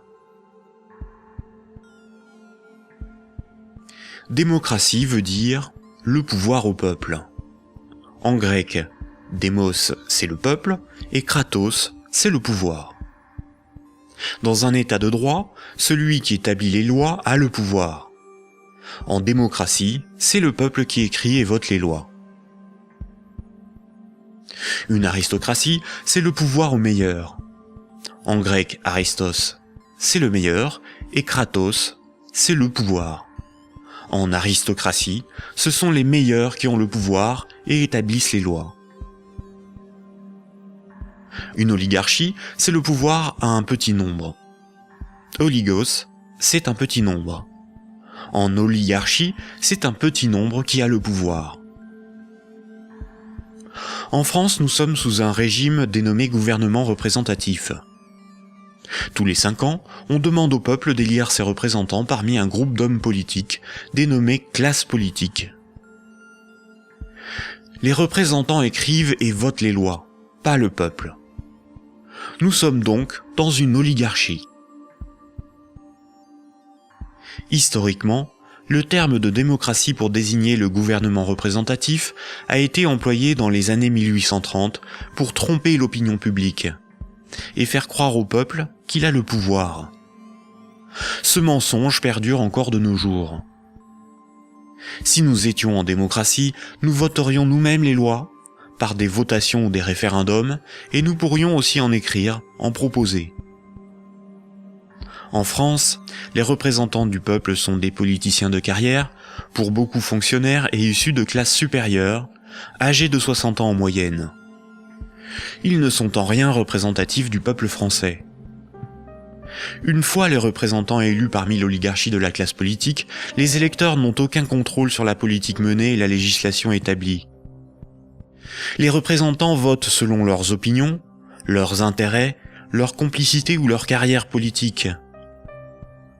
Ils sont la cible de groupes d'intérêts qui influencent leur vote. Les textes de loi sont dans 9 cas sur 10 rédigés par de hauts fonctionnaires non élus. Donner le pouvoir à un groupe d'hommes issus d'une oligarchie, ce n'est pas avoir le pouvoir, c'est désigner ses maîtres.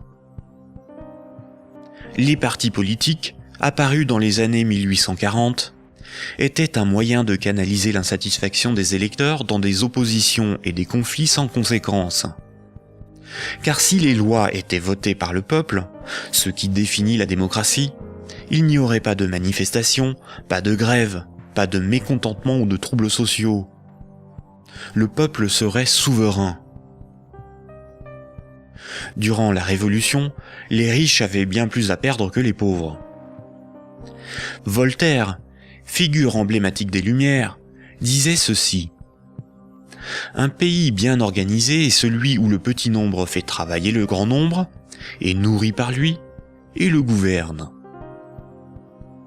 Si le pouvoir était donné au peuple, il aurait défendu ses intérêts propres au détriment de la minorité des riches, des notables et des banquiers. Écoutons le philosophe Alain Badiou parler de la démocratie actuelle. Voyez-vous, Alain Badiou, c'est ce que nous avons trouvé de moins mauvais pour choisir nos dirigeants. Oh, la théorie du moins mauvais, ça, vous savez, la théorie du moins mauvais ne peut pas impressionner le philosophe que je suis. Elle a beaucoup servi pour justifier le pire, le moins pire par rapport au plus pire, par exemple. C'est Churchill qui a inventé cette histoire, qui a consisté à dire que la démocratie, c'était le pire de tous les régimes, à l'exception de tous les autres. Il avait raison ? Eh ben non, il n'avait pas forcément raison. Pourquoi aurait-il eu raison ? Parce que sous la démocratie, on peut vivre. Mais il se peut que le meilleur régime politique soit à venir, qu'il dépende d'une invention de l'humanité. Après tout, vous savez, pendant des millénaires, ce à quoi nous assistions, c'était à des théocraties, à des régimes extraordinairement tyranniques et oppressifs. Ils ont duré bien plus longtemps que votre démocratie, bien plus longtemps. Donc cette démocratie, c'est peut-être tout simplement une sorte de petit intervalle dans l'histoire. Surtout que elle ne marche que là où le capitalisme est déchaîné. Ça, c'est un fait. Le régime parlementaire démocratique, je le constate, c'est un fait. Il n'existe comme régime installé, consensuel, conséquent, que là où l'économie capitaliste s'est développée. Et quand l'économie capitaliste commence à flancher, ce type de représentation politique se sent aussi un peu malade, n'est-ce pas ? C'est là où on en vient au cœur de votre pensée. Un tout petit moment d'explication. Vous êtes, Alain Badiou, un de ceux qui avaient revendiqué le mot communisme, alors même que les régimes communistes ou étiquetés communistes étaient effondrés. Vous aspirez à un régime politique qui serait placé sous le signe de l'égalité. Tout votre livre, toute la République de Platon, tourne autour de cette idée. La cité idéale, c'est la cité de l'égalité, la cité de l'idée juste, donc du communisme. Et quand vous nous dites, pour moi, le capitalisme, c'est l'équivalent de la démocratie, là est la racine de votre rejet de la démocratie, je ne vous trahis pas. De cette démocratie-là, parce que je n'accepterai pas de dire que je rejette la démocratie. Vous avez parlé tout à l'heure d'une illusion démocratique, mais la démocratie que nous connaissons aujourd'hui, c'est elle qui est l'illusion démocratique. Parce que personne, dans le débat politique français ou étranger, dans les pays démocratiques, ne veut abolir le capitalisme. C'est ça le sujet. C'est pas exactement ça. C'est un petit peu plus précis. C'est parce que les différents gestionnaires possibles de notre société sont des gens qui, de toute façon, admettent pour l'essentiel l'ordre établi. Ça, il faut en convenir. D'ailleurs, s'ils n'admettaient pas les uns et les autres l'ordre établi, ils n'accepteraient pas de se succéder comme ils le font. Il faut bien que tel candidat ne soit pas extraordinairement différent de tel autre pour qu'il puisse alterner le mouvement des affaires restant à peu près le même, après tout. Donc il y a un consensus fondamental qui fonde ce que vous appelez, vous, la démocratie, qui est une démocratie tout à fait normée, tout à fait particulière, et qui repose sur des acceptations fondamentales premières. Voilà. Et donc je soutiens que nous ne vivons pas du tout dans la démocratie. Nous vivons en réalité en oligarchie. Voilà. Nous sommes dominés par une oligarchie financière, politique et médiatique. Tout le monde le sait d'ailleurs. Tout le monde voit parfaitement qu'il faut absolument maintenir ce système pour maintenir le système politique lui-même. Qui gouverne dans la cité juste, dans la cité idéale? Eh bien, qui gouverne normalement dans la cité juste, dans la cité idéale, c'est précisément tout le monde. C'est la démocratie véritable. C'est-à-dire qu'il n'y a pas d'État séparé de l'ensemble des gens. Voilà. C'est ça la cité idéale. La cité idéale, c'est la grande idée communiste de Marx lui-même, qui est un peu oubliée, mais que je voudrais rappeler. C'est le dépérissement de l'État. C'est l'idée que l'existence d'une machine d'État oppressive, séparée, qui doit être perpétuellement validée par des élections, etc., c'est une affaire vieillie, c'est une affaire qu'il faut dépasser absolument, au nom de ce que Marx lui-même appelait un régime d'association. La capacité, pour tout le monde, de s'occuper de ses propres affaires. Ce qui est intéressant, et c'est là où, quand vous parliez de l'idée de Marx et de l'idée de l'association, vous êtes un fervent admirateur de ce qu'on appelait les révolutions arabes, fervent admirateur également de ce qu'on appelait le mouvement des indignés. Et ce qui est très intéressant, c'est que votre critique sur les révolutions arabes commence au moment où elle se transforme en processus démocratique électoral avec des élections. Oh ben c'est pas ma critique à moi, c'est d'abord la critique de tous ceux qui ont participé au mouvement dans les pays arabes.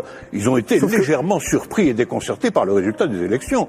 Mais le principe même des élections... Comme moi je l'ai été en mai 68. Eux aussi ils disent élections piège à con maintenant, maintenant qu'ils ont les partis islamistes dits modérés sur le dos. C'est comme si, après une révolution, une tempête révolutionnaire démocratique extraordinaire, on vous présentait un massif parti démocrate chrétien comme le vainqueur des élections. Ben vous seriez un peu étonné tout de même. C'est bien la preuve qu'il y a deux sens du mot démocratie qui ne sont pas du tout homogènes. Sauf que la revendication, Alain Badiou, la revendication du peuple contre les dictateurs, c'était de pouvoir voter. Bon, ça c'est la revendication du peuple contre les dictateurs, c'était que les dictateurs s'en aillent. Mais ça, après... c'était leur revendication unanime. Sur la question du vote, il y a eu d'innombrables débats. Comment, quand, dans quelles conditions? Ces débats ont souvent été tranchés par des autorités extérieures au mouvement populaire lui-même. En Égypte, par exemple, ils ont été largement tranchés par l'armée. Autant dire par ce qui restait du régime d'avant. Parce que la révolution a été volée par l'armée. Mais les Tunisiens, par exemple... Le gouvernement représentatif, en ne donnant aucun pouvoir aux pauvres, aux ouvriers et aux paysans, garantit la protection des intérêts des plus puissants et des plus riches. Aujourd'hui encore, le citoyen n'est qu'un électeur, un emprunteur et un consommateur. Il est informé par des médias inféodés aux grands groupes financiers et industriels dont ils sont pour la plupart la propriété. Le vote des lois par les citoyens, le référendum d'initiative populaire, ou la mise en place d'un parlement tiré au sort dans la population comme le sont les jurys populaires, qui sont des évolutions démocratiques élémentaires, sont systématiquement dénigrés dans les médias. L'Union européenne est une organisation soutenue à l'origine par les élites américaines pour éviter l'apparition d'une puissance concurrente en Europe de l'Ouest. Elle est néolibérale et structurellement antidémocratique. Si les peuples européens écrivaient et votaient eux-mêmes les lois de l'Union, Bruxelles ne serait pas la seconde place de lobbying après Washington. L'Union européenne est le royaume de Goldman Sachs et de la haute finance, dont les hommes se retrouvent à la tête de nombreuses institutions et même de certains États.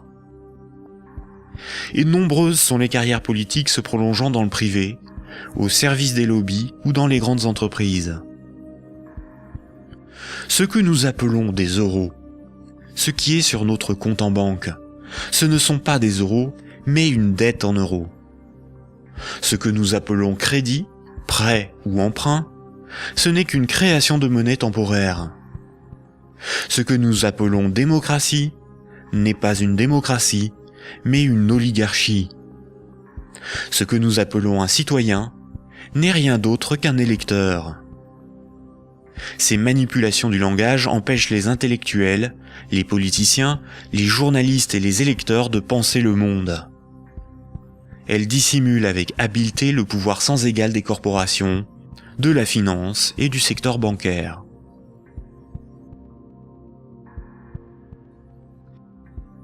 Aujourd'hui, la planète n'est plus capable de se régénérer. L'humanité tout entière est en train de se confronter aux limites de la Terre elle-même et manque de ressources naturelles. Toute croissance économique nécessite beaucoup de matières premières et d'énergie. Or, les ressources de la planète sont limitées. Certaines organisations militent pour qu'une nouvelle approche économique et sociale émerge, pour que nous soyons respectueux de notre environnement et sortons d'une logique de compétition, de surconsommation et de conflit. Certains font la promotion de la décroissance. La décroissance permettrait l'équilibre de l'activité humaine et les ressources de la planète. Mais la décroissance sous-entend une réduction permanente de la demande de crédit, donc une contraction de la masse monétaire qui déboucherait rapidement sur une crise économique majeure. En réalité, les nations sont les esclaves de l'impérieuse nécessité d'une dette perpétuelle pour disposer de monnaie, donc d'une croissance soutenue, impliquant une consommation en progression constante. S'il n'y a plus d'anticipation de revenus futurs, il n'y a plus de crédit, donc la monnaie disparaît, l'État ne peut plus fonctionner et l'économie s'arrête.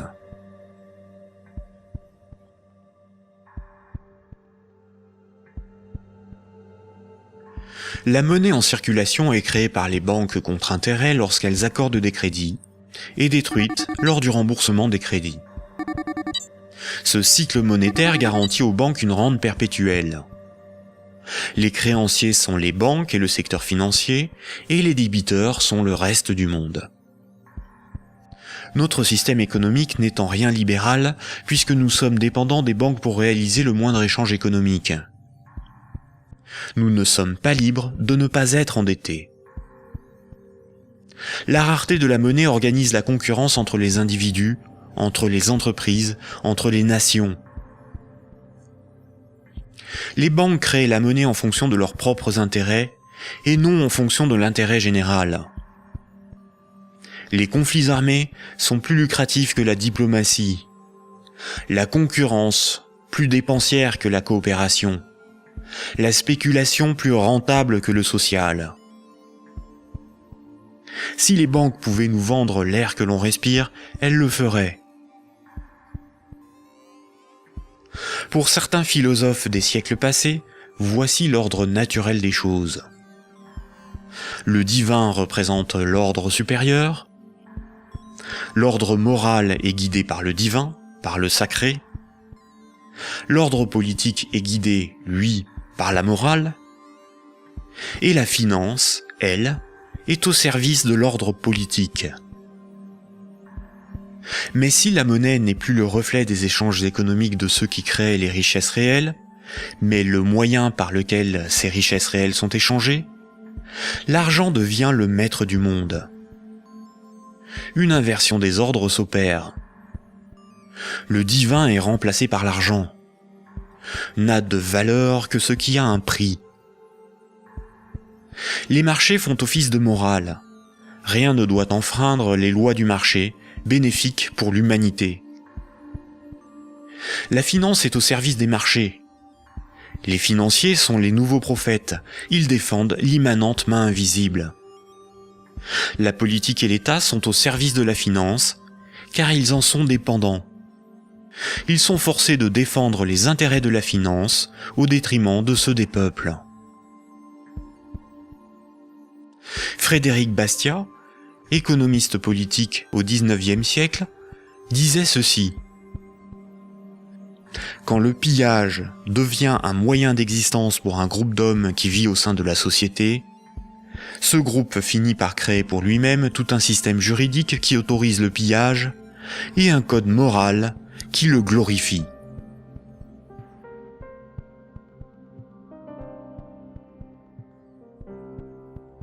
Récapitulons.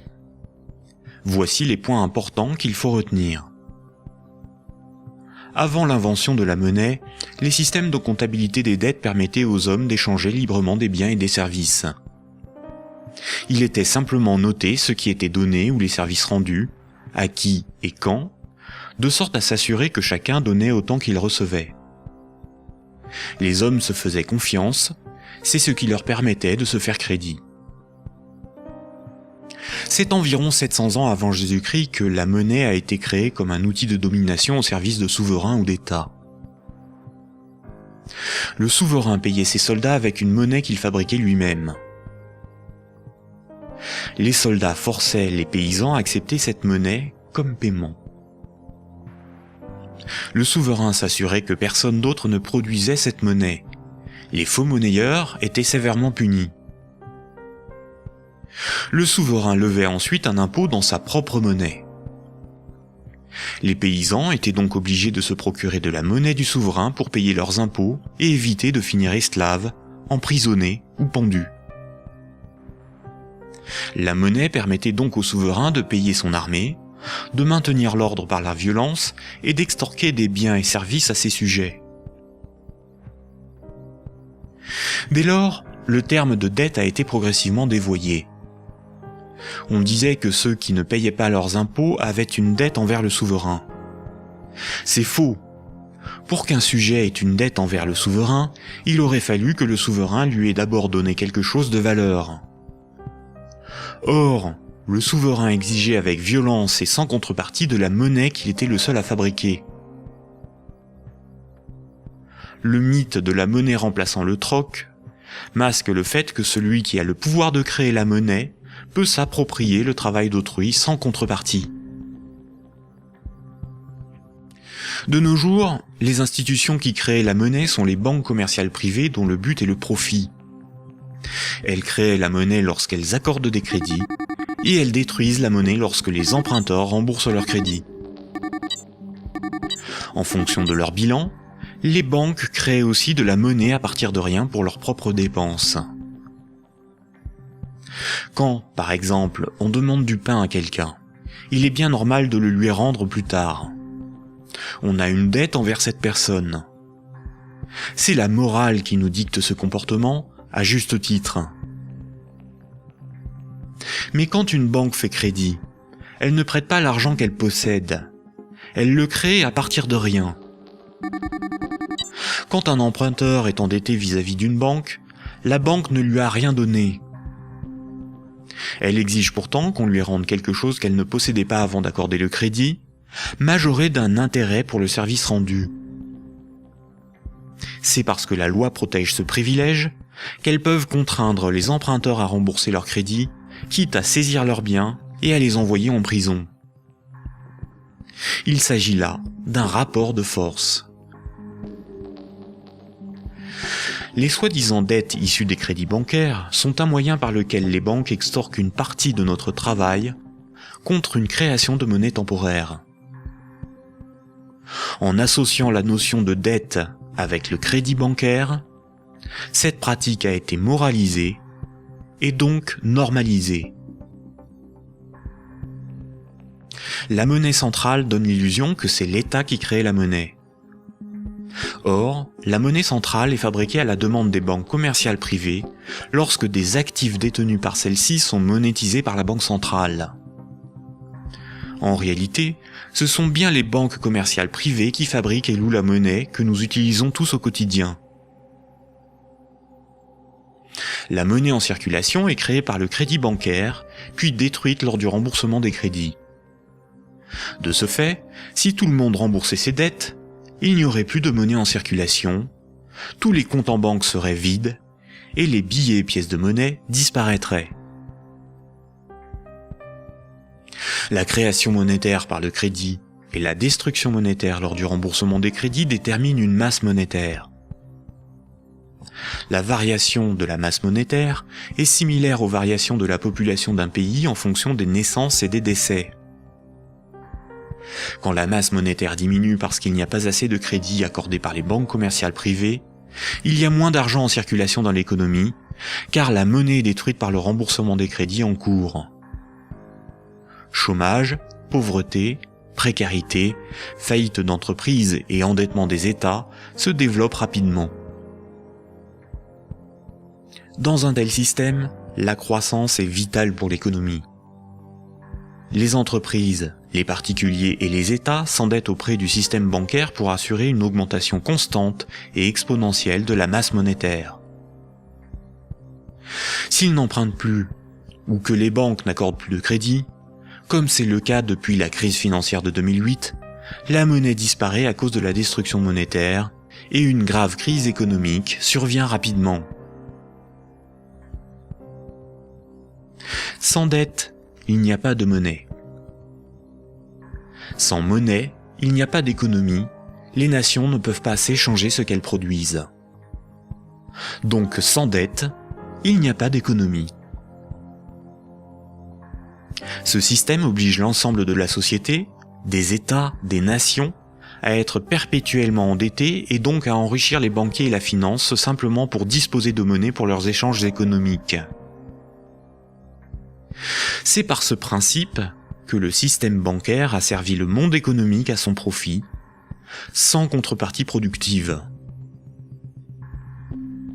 Chaque crédit sert à acheter une maison, une voiture, une télévision, et induit la consommation d'énergie et de matières premières pour leur fabrication. La nécessité de toujours plus de crédit provoque la destruction de l'environnement, le pillage des ressources de la planète, la surproduction, la concurrence et le consumérisme. Tant que chaque unité de monnaie, chaque euro, sera issu d'un crédit bancaire, les banques gouverneront le monde et l'humanité pillera la planète et détruira l'environnement pour enrichir l'oligarchie financière. Imaginons ce que serait la monnaie du futur. Imaginons un micro-pays avec 2 citoyens. Paul et Jacques se rencontrent. Leurs comptes sont à 0. Paul a fabriqué une chaise. Il la vend à Jacques 10 unités de compte. Jacques a alors moins 10 sur son compte et Paul a plus 10. Paul peut convertir 5 unités de compte en monnaie manuelle, en billets de banque. Ainsi, tant qu'ils sont dans leurs débits autorisés, personne ne peut empêcher Paul et Jacques de s'échanger ce qu'ils produisent. Leur débit autorisé est calculé en fonction de leurs actifs et de leur solvabilité, et représente le risque financier que doit assumer la société tout entière. La monnaie du futur est un jeu à somme nulle. Dans le futur, la monnaie sera représentative des échanges économiques réalisés, et non ce qui les permet. Aujourd'hui, la monnaie ne fonctionne pas du tout comme ça. Ajoutons dans ce micro-pays une banque. Pour acheter la chaise de Paul, Jacques va emprunter à la banque les 10 € nécessaires pour la payer. Jacques devra rembourser ces 10 € à la banque et verser en plus 1 € d'intérêt qui n'existe pas. Après la transaction, Paul possède bien les 10 € nécessaires à rembourser la banque et il faudra bien que Jacques les récupère d'une manière ou d'une autre pour rembourser son crédit. Il devra vendre son temps ou fabriquer des choses à vendre pour récupérer les euros pour rembourser son crédit. Mais les 1 € d'intérêt n'existeront qu'à partir du moment où un nouveau crédit aura été demandé à la banque. On comprend donc plusieurs réalités. Paul et Jacques sont dépendants de la volonté de la banque d'accorder ou non le crédit pour s'échanger ce qu'ils produisent.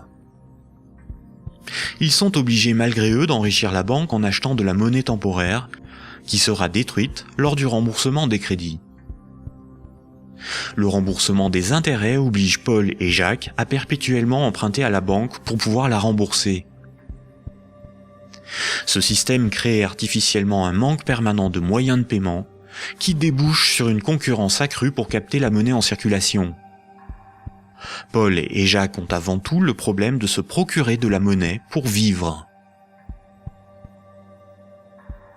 Il faut bien distinguer ce qui est au service de l'intérêt général et ce qui est au service d'intérêts particuliers. L'intérêt général, c'est l'intérêt du plus grand nombre, des nations dans leur ensemble. Les intérêts particuliers sont ceux des oligarques, des riches, des gens de pouvoir, des actionnaires, c'est-à-dire une minorité de personnes dans la société et à travers le monde. Prenons la monnaie. La monnaie sert des intérêts particuliers. Elle sert les intérêts de ceux qui la fabriquent, c'est-à-dire les banques commerciales privées et la finance, dont le but est l'enrichissement. La monnaie existe parce qu'il y a ce qu'on appelle des dettes. Ces dettes ne servent que des intérêts particuliers. La bourse et la spéculation, les marchés financiers, représentent très majoritairement des intérêts particuliers. La rémunération de l'épargne et des comptes courants des déposants, de l'homme de la rue, est marginale en comparaison des bénéfices engrangés par l'industrie financière. Le système politique, qui est censé défendre l'intérêt général, est forcé de protéger les privilèges des banques, des corporations et de la finance. Depuis les Lumières et la Révolution française, les régimes politiques basés sur l'élection de représentants ont été voulus parce qu'ils sont antidémocratiques. Ils permettent de défendre les intérêts de la classe supérieure et des élites par l'établissement de collusions toujours plus fortes entre la classe politique et les oligarchies financières et capitalistiques dont ils sont dépendants. La guerre est souvent financée par les riches et les banquiers. Seules des révolutions, des rébellions ou des révoltes se veulent véritablement au service de ceux qui les mènent. Les guerres, elles, ne servent que rarement l'intérêt général. La science, l'environnement, la santé, l'éducation, le progrès technique sont au service de l'intérêt général. En réalité, avec la privatisation de l'ensemble de ces domaines, ils sont de plus en plus au service d'intérêts particuliers afin d'en tirer le maximum de profit. La généralisation de l'économie de marché s'accompagne d'une concentration des richesses telle qu'à l'échelle mondiale, les 85 personnes les plus riches ont autant que les 3,5 milliards les plus pauvres. Et ces disparités ne cessent aussi de s'accroître dans les pays développés. La majorité productive s'appauvrit quand une minorité financière et capitalistique s'enrichit. Les riches n'ont jamais été aussi riches. Comment en est-on arrivé à une telle situation ? Pourquoi n'y a-t-il pas de mobilisation ou de révolte contre le capitalisme et la finance déchaînée qui ne cessent de dicter leurs lois aux nations ? La dictature parfaite serait une dictature qui aurait les apparences de la démocratie, une prison sans murs dont les prisonniers ne songeraient pas à s'évader. Un système d'esclavage où, grâce à la consommation et au divertissement, les esclaves auraient l'amour de leur servitude. Aldous Huxley, dans Le meilleur des mondes. La croissance, essentielle à la domination de la finance, nécessite des travailleurs consommateurs dociles et manipulables. La télévision les divertit par les jeux, les séries, le voyeurisme de la télé-réalité et un flot d'informations brutes, sans aucune analyse, ne jouant que sur la force des images, l'émotionnel et les peurs primaires. On y fait l'apologie de l'oligarchie, des idoles, du consumérisme, de la légèreté, du sexe et de la bêtise. Consommer, c'est être libre et heureux, réfléchir est futile et ennuyeux. Le vocabulaire est réduit, le sens des mots dévoyé, de sorte qu'il n'est plus possible de penser la réalité. L'éducation est réduite à une forme de conditionnement à la servitude et d'insertion professionnelle. Un individu inculte n'a qu'un horizon de pensée limité, et plus sa pensée est bornée à des préoccupations futiles, moins il peut se révolter. La destruction des États-nations, de la cellule familiale, la négation des identités culturelles, religieuses et sexuelles, sont les moyens de supprimer tous leurs repères aux individus. Ils n'ont alors ni l'environnement social et institutionnel, ni les ressources mentales pour s'opposer à la domination mondiale des multinationales et de l'oligarchie financière, politique et capitalistique. Il faut comprendre que la télévision, la radio et la presse sont des médias unidirectionnels, alors que l'Internet est multidirectionnel. Les médias unidirectionnels sont maîtrisés par un petit nombre de personnes soigneusement sélectionnées par les oligarchies politiques et financières pour délivrer des programmes servant leurs intérêts. L'opinion du citoyen est ainsi formatée, maîtrisée, contrôlée. À l'inverse, sur l'Internet, tous les intellectuels, philosophes et journalistes peuvent s'exprimer, partager leurs analyses, et le citoyen peut librement choisir ses sources d'information, partager ses opinions et en débattre. Pour maîtriser la liberté de l'Internet, l'oligarchie crée une fausse dissidence sous la forme de médias qui semblent subversifs, comme Mediapart, Rue 89, Le Canard enchaîné, le magazine Marianne, ou encore des organisations comme Wikileaks, dont la fonction est de canaliser les citoyens les plus critiques sur des sujets sans importance, d'organiser leur indignation, de monter les uns contre les autres, et de décrédibiliser les analyses réellement subversives. Et quand le prêt-à-penser perd trop de terrain, la liberté d'opinion et d'expression n'existe plus. L'Internet tout entier est diabolisé au nom de la démocratie, de la République, ou encore de la lutte contre un terrorisme fictif ou fabriqué. Les grands médias qualifient de racistes, de terroristes, de fascistes, de xénophobes, d'antisémites, de négationnistes, de conspirationnistes ceux qui analysent les faits, critiquent le système et tentent d'en exposer les fondements.